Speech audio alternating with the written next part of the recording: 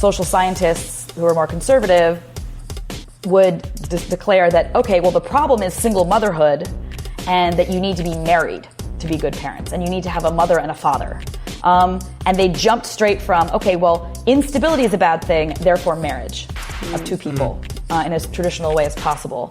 And without actually any evidence that it was marriage or it was a man and a woman that are the key components there instead of just stability. Kids need stability. It can be 3 big gay bear dads. It can be a polyamorous triad. It can be any number of configurations. It just needs to be a stable group of people who are committed to the child's life and will be there and will put the child's needs above their own. If you're happy with the same old ways of dating, if you enjoy sucking at communication, and you have no desire to improve your romantic life, then our podcast might not be for you. But if you want some out-of-the-box ideas to deepen your current relationships, broaden your sexual horizons, develop a better understanding of yourself, or learn more about non-monogamy, then you've come to the right place. I'm Jase. I'm Emily. And I'm Dedeker. And this is the Multiamory podcast.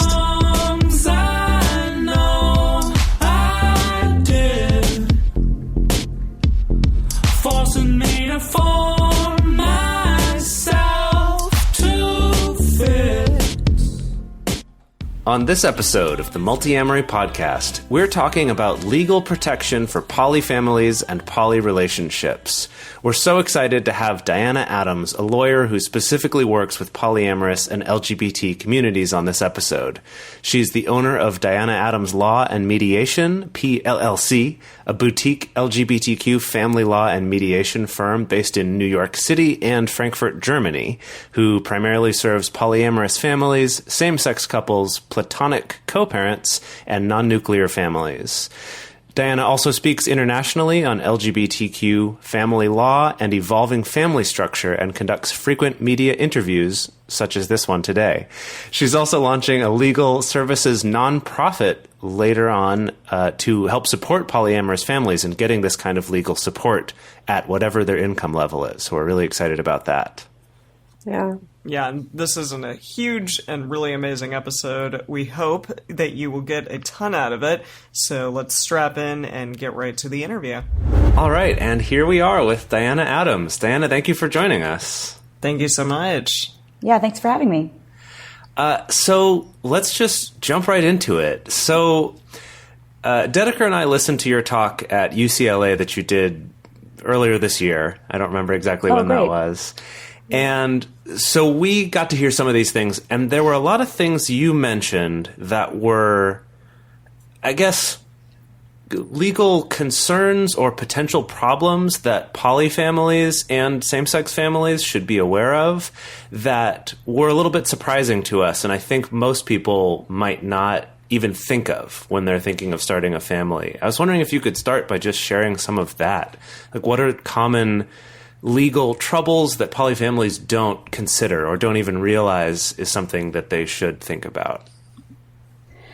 Sure. In my work as a family mediator and a lawyer for polyfamilies, as well as platonic co-parents and same-sex couples and lots of other people who are in the LGBTQ spectrum or non-nuclear family structures, I'm often working with people to help them set up families with intention. And I think that's particularly important when people are getting off of the hamster wheel of what traditional success and family should look like. We've been dating, we move in together, I guess we should get engaged, now we get married, we should have 2 children, we should move to the suburbs.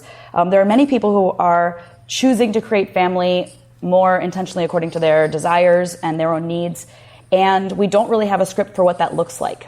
And so I work with people to have the sometimes challenging and vulnerable conversations about not just what monogamy or non-monogamy or polyamory will mean for them, what their agreements are in those relationships, but also things like how they'll share finances, if at all, how they'll co-parent children, and the role that a new partner might have in the lives of children you have from a previous relationship. So I help people to have those kinds of intentional conversations. And actually, those conversations are essential for anybody getting into a relationship. And I think that's actually one of the failings of many traditional different sex cisgender couples getting married, is that they're following that hamster wheel and they assume that they have some sort of common fairy tale or media arc about what monogamy means or what it means to be a husband and wife. And those are many of the people that I see in family mediation when they're getting divorced, who didn't have basic conversations about what financial dependency means for them or how they want to co-parent children. So I actually really appreciate that for many of my poly families, they realize that they need to make a plan because there isn't a template for what they're going to do. And I think that actually is a benefit for many of them. And what that looks like more specifically is that I might help people in terms of something like planning their finances. It isn't possible to have 3-person marriage in the United States, but I have many polyamorous triads coming to me seeking to replicate the rights and benefits of being married as much as possible. So what I'll do for people is help them break down what that actually means for them. People will come and say, we'd like to get as close to being married as possible. And so I ask them, which aspect of that are you really trying to seek? Tell me more about that. Because sometimes what they really want is for the 3 of them to have something like a commitment ceremony that acknowledges to the world that the relationship is real and ongoing and what their intentions are, and gives them an opportunity to maybe make their own vows and have a transformational moment where they've acknowledged publicly that their relationship is now at a new stage. Maybe they want that ceremony and that ritual and that public acknowledgement. Maybe instead what they want is to be able to have the financial protections of something like marriage, that if one of them falls on hard times, that the other ones will be taking care of them financially. Maybe they want to make sure that they don't face government interference with their relationship, that they aren't kept away from each other if one of them has passed away or in the hospital, God forbid. So those are the kinds of things I'll help people to talk about and actually piece out, what do you really want to create here? And then what I do is try to cobble together as many of those benefits and rights for people as possible in a legal system that does not acknowledge their family. So, for example, we might decide whether strategically 2 people within a polyamorous triad might want to get legally married if one of them needs immigration benefits, if one of them really needs health insurance, if it would be tremendously beneficial in terms of taxes or finances. I might help the 3 of them to create something like a cohabitation agreement, which would spell out how they intend to share their finances with each other, or a real estate agreement, and help them to facilitate those really challenging conversations like, okay, are you going to co-own a house in equal thirds, even though one of you is putting in 80% of the money and one of you is putting in no money? Would you feel differently if that person who's putting in no money broke your polyamorous agreements, emptied your bank account, and left? Would you still want them to be a third owner in your entire net worth? Wow. Because that could happen, right? Yeah. And I want to create agreements and challenge people with these conversations about what will happen when you break up, because that's often what I will do with something like a prenuptial agreement, which I do many of for married couples, which I don't think have to be really contentious, but I think are a really powerful opportunity for a facilitated conversation to bring up topics that you might not anticipate or that you might not want to bring up on your own, because they can be challenging about what happens after a breakup. So I'll also, in those conversations, help people think about, would there be financial support for one of them if they're being in the role of being financially dependent, if they're taking care of the house, if they're taking care of a disabled family member, if they're taking care of children and they're not earning any money. If you're married, part of what marriage does is create a social welfare state of 2, that person can't just be abandoned if the other person leaves the relationship. Right. Without marriage, you don't necessarily have that protection, but with a cohabitation agreement, you can create that. Yeah. So Right. that would help with some of the finances. And then, of course, there's the topic of children. In terms of children, if people are planning on co-parenting, I have to clarify for them that at this point, we can only have 2 legal parents. We do have 3 legal parent adoption situations that have happened in some states, which is really exciting, in California, in Alaska, in Texas even, in Massachusetts. We've had situations of a lesbian couple and a man who's providing the sperm, in which he's not going to relinquish his rights as a sperm donor, instead he'll stay involved. And those 3 people have been able to do a clarifying adoption that they are all 3 parents. We haven't yet seen that for a polyamorous family, and I think that we need to have a few more of those configurations, which I think the court can understand and which don't challenge the traditional monogamous relationship structure in marriage quite as much. And then I think that's an option for polyamorous people. But for now, we have to acknowledge that one of you will be legally vulnerable and not have their name on the birth certificate. And so we'll try to, once again, create an agreement that talks about how will you all make decisions together about the child, about what school they'll go to, about health decisions, and will you agree to visitation rights for that person who's the third parent. And then finally, I help people if they're bringing a new partner into a serious relationship and they already have a child. I always caution people to make sure that they're only inviting partners into a family dynamic with children if there is a tremendous amount of stability, because we will only want stable parenting figures. We only want parenting figures who are going to be around for the long haul, such that even if your romantic relationship breaks up, you can't just stop having this person be stepmom or stepdad or in a special role in the child's life. So that was a long answer, but that's sort of the overview of the ways that I help poly families to set up what they want to create.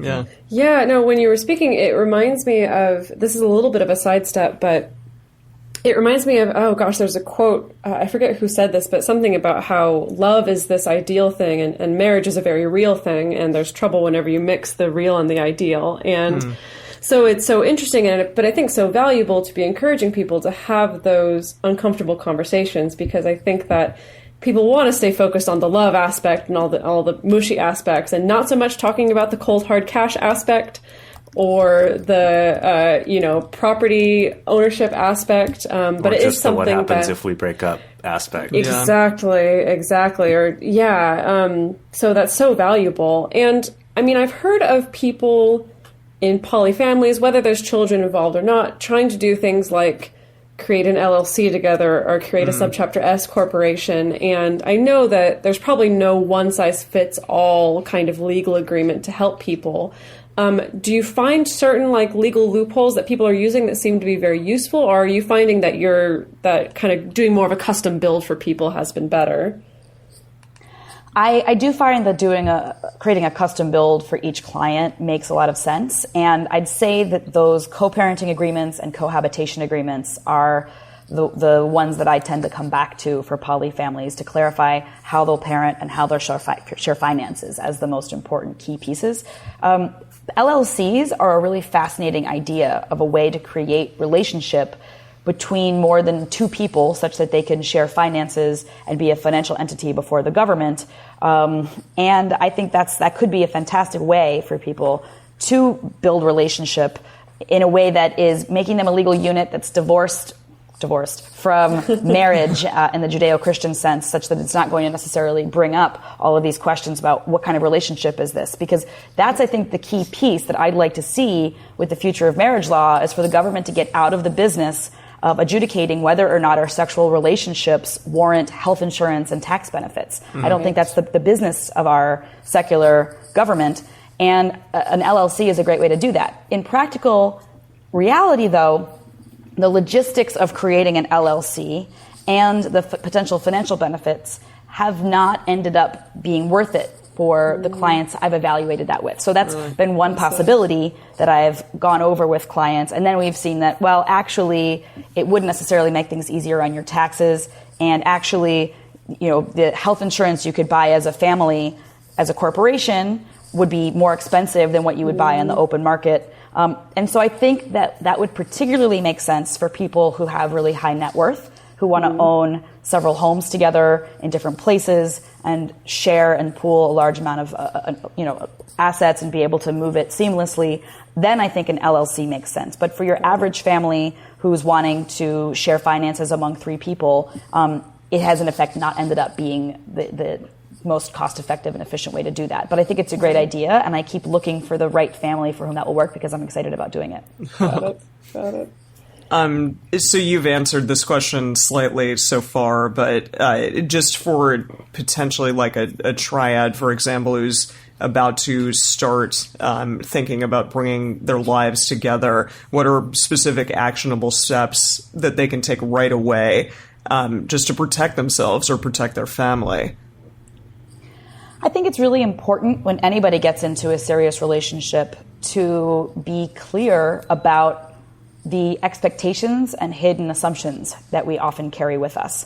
And so I encourage people to really sit down in a sober capacity and have an open conversation the way that you might about your poly arrangement, your poly agreements, and any boundaries that you might have in terms of sexually transmitted infections or new partners. In a similar way, if you're going to actually start sharing a household and a life with people, it's important to have a conversation about money and to talk about, are you expecting to share your finances for a household equally? Are you expecting to share them pro rata based on your income? Are you expecting that one person is contributing income and somebody else is contributing the labor of home care or child care or something else, and that that will be considered an equivalent offering? I think those kinds of things are really important to be radically honest about, because I think it's amazing the way that people can have incredibly vulnerable conversations about sex and about their identities and what they want and their boundaries, and yet never talk about the money, even people who've been together for many years. And so I really encourage people to do that, especially if anyone is going to be getting into a situation of dependency, a situation in which one person wouldn't be able to afford the rent of the household that they're living in. Yeah. If it wasn't for their partner. If one person would be really in trouble if they weren't receiving the financial support, couldn't pay their bills, if suddenly the relationship were to end. If you're building in that kind of dependency, you want to make some sort of clear agreement to protect you, or at least make sure that both of you are on the same page about what that looks like and what the expectations are there. Yeah. And once again, I think in terms of children, it's always key that your children's interests come first. And I actually see this most often with divorced straight dads who maybe aren't so used to taking the lead with childcare, and they get divorced, and then they have a new girlfriend who's suddenly Instamom, who's there all the time when their child comes to visit, is giving the child a bath, making the child's meal, saying things like, "I'll be living with you and daddy forever," and then she's gone in 4 months, and then it's a new lady. And I tend to see polyamorous families having more awareness that they need to be very careful about that. But still, I think it's really important to not get swept up in the romance and excitement, and to say, well, I know that as a parent, I can't imagine a time when I'd ever not want to be with this person. Well, they may break up with you in 3 months, so don't introduce them to your child as an ongoing partner until you're really sure that they're going to be around long term. Yeah. Right. That's fantastic. There are so many things in what you said that were fantastic, and I want to talk about all of them. The thing that jumped out to me first was that it sounds like a lot of what you're saying is very similar to the stuff that we talk about on this show, of being really intentional about creating your relationships. And like you said, I've also found that a lot of polyamorous people are just a little more aware of that, because they're not doing this kind of default, normal hamster wheel kind of thing, like you said. What it brought up, though, was, I guess what I want to talk about was, in terms of entering into legal agreements, in relationships, we talk about having regular check-ins, like a monthly check-in where you reevaluate things as simple as what share of the chores you're doing versus somebody else, if you live together, or just how the relationship is going, how much time you're spending together, and that you're continually adjusting as you go. When it comes to legal things, at least for my layperson's impression, it all of a sudden becomes this, oh God, we've decided something once and now we're kind of contractually stuck in this one way of doing things. Like you were saying about one person providing more labor and the other providing financial support, and that you'll need to continuously tweak and adjust that as you go. I guess I wondered, in terms of these types of agreements that people can enter into, how do those work? Are they something that does change over time? Is that a really complicated process to change later on? Could you speak to that just a little bit? Sure. Oftentimes, people will work with me over the course of a few months, not necessarily spending a lot of time over those months, but maybe having a meeting, thinking about the questions, and then sitting with the idea that we've come up with for a month or so, and thinking, okay, how would that feel to share our finances pro rata, where you pay 70% of our household finances and I pay 30%? How would it feel to have you get to know my child in a deeper way, or for me to call you mom and let you make decisions about my child's life? Those are the kinds of things that we don't usually make a decision about in a 20-minute meeting and put it down on paper, and then you're stuck. Instead, what we try to do is create that with intention, allowing space in between to reflect and think about how are you still sitting with that decision and that idea. Let's try it out. Let's try out the prospect of sharing finances, or getting to know a child in your life, and then check in again about whether this is feeling right before we sign any papers. And so I think the process of creating the agreements is just as important as the piece of paper. And that's one of the key distinctions that I always want to stress for people, is that people sometimes think this is the kind of thing they can sort of download a template from the internet and sign it. But that wouldn't make any more sense legally and emotionally than just sort of finding a polyamorous agreement for somebody else's relationship and just signing it. It's not the piece of paper that you need. It's the intentional, vulnerable conversations about needs and desires and concerns and expectations. And so we try to create that carefully and allow some space, and then also to create that agreement with as much openness as we can for those future inevitabilities, or possibilities. So I've worked with hundreds of people at this point, and I've also worked with poly families and other kinds of families when things have not worked out. So I can often ask a lot of the questions about things that could be challenging. Okay, you're agreeing right now that this new partner is going to be able to have input on your child's medical decisions, even though legally they don't have the right to do that. Well, how about they decide that they oppose vaccinations or they oppose medical treatment that you think is essential for your child's health? Are you still giving them a third equal vote? Or are you going to overrule them? And then they'd say, "Oh, I'm the mom. I'm going to overrule them." Well, then if that's how you feel, then we need to plan for that now. So oftentimes we can plan for a lot of different kinds of possibilities, and for the possibility that the way that you're relating to each other is not always going to be the way it is right now. That you're going to still take care of each other or stay connected in this way, at least for some time, even if there's a romantic breakup or even if your relationship configuration is to shift. And then there's always the possibility that people can come back and talk about it. So usually we would have a dispute resolution clause that encourages people to come back to a family mediator like me, if not me, to revisit something if they need to. And in fact, I've now worked with clients for over 10 years, and so I do have people sometimes come back 6 years later and say, okay, well, now we're having a second child, and one of us has lost their job, one of us has become disabled, we're having a different change in circumstances, we want to keep co-parenting, but one of us is no longer in the romantic configuration. Could we rework this a little bit? Could we make a new agreement? And so that's always a possibility. And so this can be a living document. It's not the kind of thing that you want to do a monthly check-in about like you would with your, poly arrangements, perhaps, or with your holistic relationship, but it's the kind of thing that you can absolutely revisit. Maybe this is more funny than a real question, but what you were saying about making some really permanent decision about someone's parenting role, for example, when you're only 4 months into a relationship. And on our show, we talk a lot about NRE, new relationship energy, and all those chemicals and things that are actual chemical changes going on often for the first year of a relationship. And I just had this thought of, would it be possible to go before a judge later on and be like, oh, well, I was under the influence of these chemicals and I made a terrible decision? I doubt it. It seems a little dodgy to me. Yeah, the judges are not very sympathetic with people signing things that they shouldn't sign because they're, people sign a lot of things that they should not sign, such as many men leaving their relationships and leaving the role of being the provider to their wife and child will have a terrible feeling of guilt and will basically say, I will give you 80% of my salary for the rest of my life. I'm so sorry. Wow.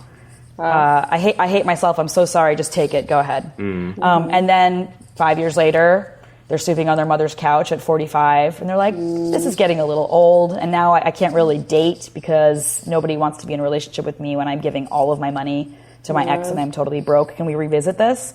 And their answer is often, you're a big boy. You signed it.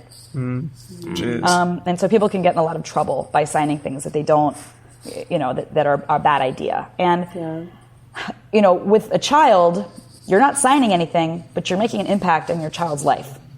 And so I actually really encourage people to not have sleepovers with partners, whether they're in a polyamorous relationship or a different kind of relationship, with a child who's over a year old and aware enough to be aware of what's going on and to get to know somebody as a family member and a person who's in their house a lot. I encourage the parent to not let their child know anybody who's a romantic partner other than just this is one person at a potluck or this is a person who's seen us at the park and you don't know that they were in a romantic relationship. To not know that you're dating until maybe 6 months at least, maybe a year. And And that takes you further out of that NRE stage. Yeah, to, that makes a lot of sense. Okay, we've had our first argument, we've dealt with it, this person is still around 8 months, 9 months, a year later, and they still want to be in my child's life, and I still think it's a good idea, and I'm past that initial wave of passion. Okay, now we can find out that Susan, whom you've seen at the park and who's come to some of our potlucks and has been over for dinner with our other friends, is actually mommy's special girlfriend and is going to sleep over. And those are conversations you'd have as in an age-appropriate way, and still maybe not go to, and Susan will live with us forever, which, that can be your interior monologue. You can tell your friends that you want that. You can tell your therapist that you want that. Do not tell your 7-year-old. You need to suck it up and put your child first, and I'm very, very firm and sometimes harsh with my clients when they're not doing that. Right, that makes sense. good. So I'm the poly tough love mama bear person who's always looking out for the children because and I think that surprises people sometimes because I'm the poly advocate. I am the poly family law attorney and mediator, and I am totally in support of these kinds of relationships, but I'm also somebody who wants people to do them in a stable and responsible way. Partly because I don't want people to end up being a train wreck in court and make the rest of us look bad. So I really want to encourage people to get into these arrangements in a stable way so that we can push the law forward to demonstrate that these can be absolutely stable and positive relationships. There's actually a real blind spot and mythology and a lot of the social science about what's best for children. The studies all demonstrate that what's best for children is stability in parenting arrangements, that you don't have that mom-dad figure who's in your life and then out of your life. The prototypical, kid who grew up in the 80s whose parents didn't know better because we didn't talk enough about divorce then, where mom or dad after divorce had a string of new boyfriends or girlfriends that the child got attached to. And that we know is damaging for children. And so from that, the social scientists who are more conservative would declare that, okay, well, the problem is single motherhood and that you need to be married to be good parents and you need to have a mother and a father. And they jumped straight from, okay, well, instability is a bad thing, therefore marriage of two people in as traditional way as possible. And without actually any evidence that it was marriage or it was a man and a woman that are the key components there instead of just stability. Kids need stability. It can be 3 big gay bear dads. It can be a polyamorous triad. It can be any number of configurations. It just needs to be a stable group of people who are committed to the child's life and will be there and will put the child's needs above their own. And so that's what I'm always trying to encourage with my clients so that we can help demonstrate that polyamorous parents can be just as strong and just as stable for these kids. And in fact, I see a lot more stability. I have many of my...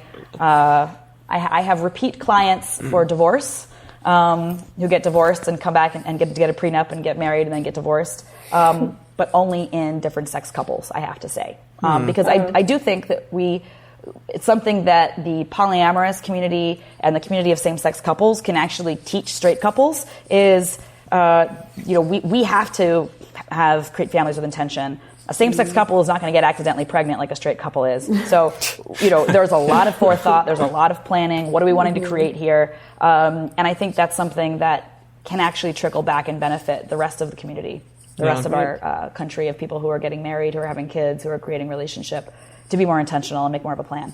Right. So speaking of the country and its current form, which is getting radically worse by the moment, do you predict any changes in the security of polyamorous families during the current U.S. administration? Because, to me, obviously things seem to be going backwards in a lot of ways. And so that seems potentially scary for the future of polyamorous relationships. Absolutely. We're definitely seeing a period of retrenchment, a period of the pendulum swinging backward and backlash. And I'm seeing that in many areas related to LGBTQ families as well as polyamorous families, the families that I work with.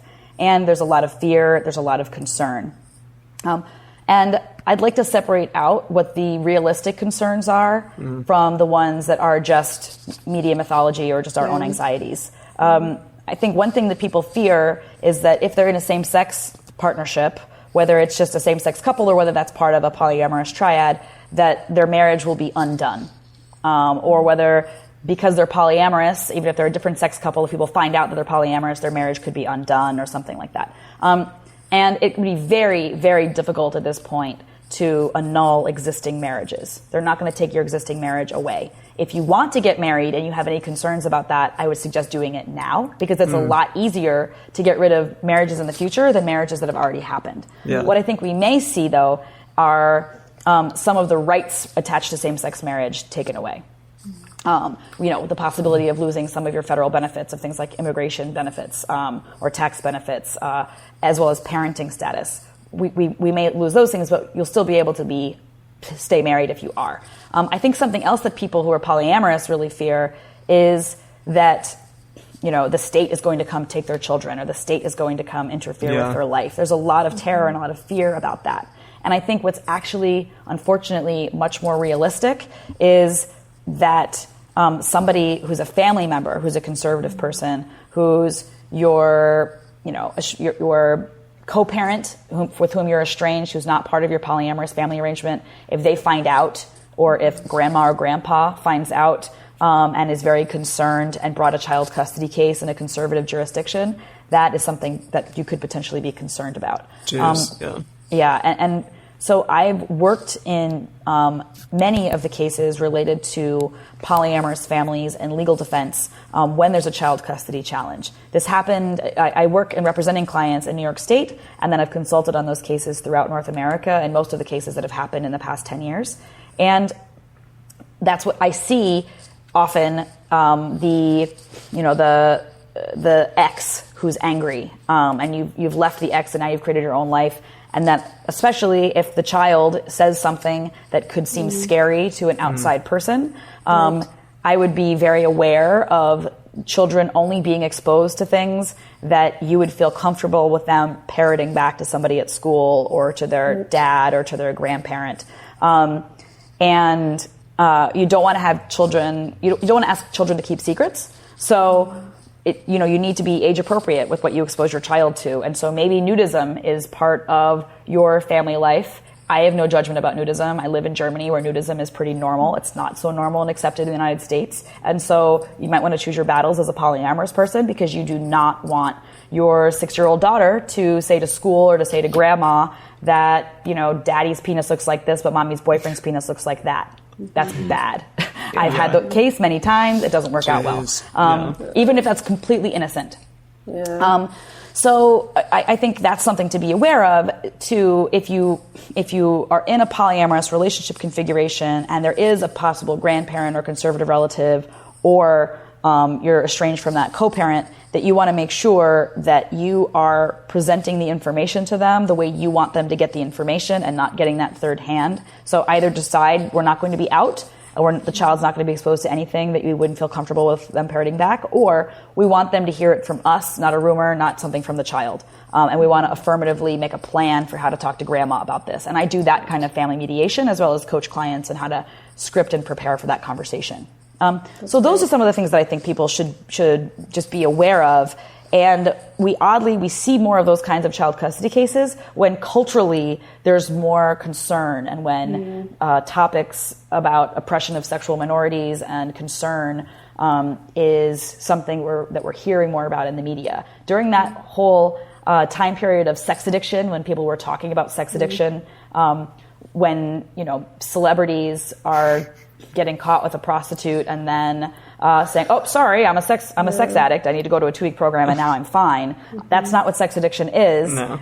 But it was an overused idea, and it was something that people was soaked in the media with lots of fear. And so we saw many cases of people who were polyamorous or who were kinky who were being called sex addicts by people in their family or their ex. That died down for a while, and now we're seeing an uptick again in these kinds of cases. So that's something to be aware of. I also think that people should just be aware that there is legal support out there for them, and that it makes sense to gather together as many of the legal protections that you can get to keep your family together and safe. So for example, if you're in a polyamorous triad, you could try to do healthcare proxies so that your partners are allowed into the hospital room as your healthcare proxy agent, even if the conservative hospital might turn somebody away who looks genderqueer or who doesn't look like what they think your partner should look like. If you've got a healthcare proxy, that will really help that person to get in the room. Something as simple and practical as that. Or a power of attorney. Even if you're not allowed to get married, if someone's your power of attorney,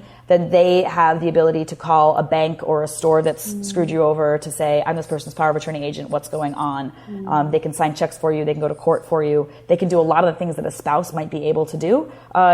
And it doesn't matter what your romantic or sexual relationship is. So thinking about those kinds of things, as well as things like the immigration status of everybody in your polyamorous family, I'm currently, seeing people who are needing to be conscious about whether they're concerned about one of their partners being deported and needing to get married to protect one of them, even if they might prefer to not get into the institution of marriage if it doesn't really reflect their non-monogamy or their polyamorous arrangement.